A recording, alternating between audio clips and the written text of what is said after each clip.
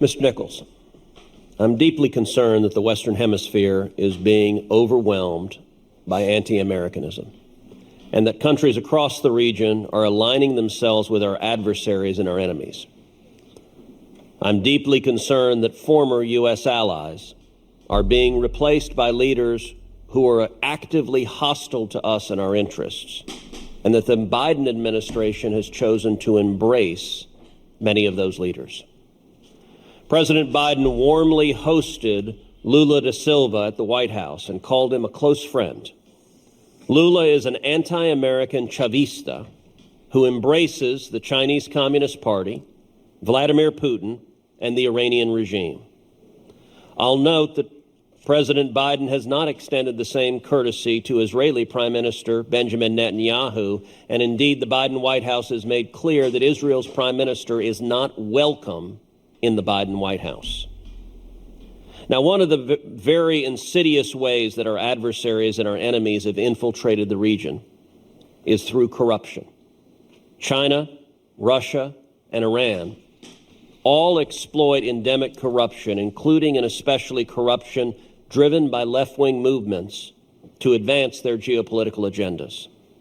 Congress, and specifically this committee, has recognized the importance of combating such corruption and have given you powerful tools, in particular under Section 7031C, sanction authorities.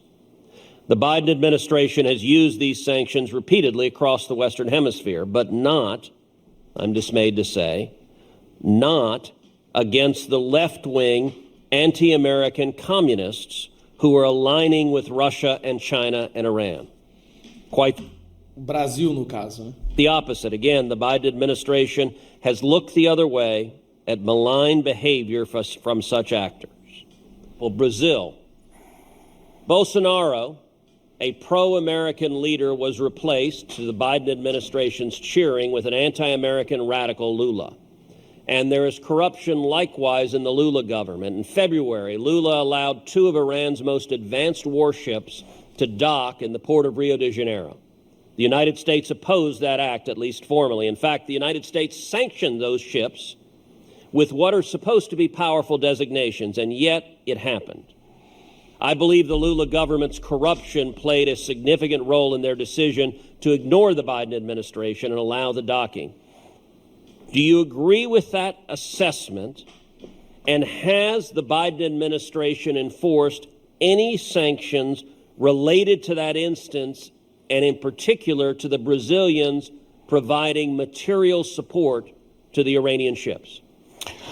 The administration engaged our partners throughout the hemisphere, and we're very pleased that the Iranian ships were not able to dock anywhere else. We're deeply disappointed that one of the two ships was able to dock in Brazil, the other was offshore. I would refer you to OFAC for any additional information on. Has the Biden administration sanctioned the Brazilian government led by Joe Biden's self-described good friend, the anti-American leftist Lula? Have you sanctioned the Brazilian government for violating U.S. law and allowing the Iranian ships to dock? I would refer you to OFAC as to whether or not they've made a determination that action violated. You don't know whether you've sanctioned Brazil? I would refer you to OFAC. Do you know? I would refer you to OFAC. Do you know the answer? That's a yes or no question. Do you know whether the Biden administration has sanctioned Brazil? I am not aware of any sanctions with regard to that specific situation. Nor am I, and that's the problem.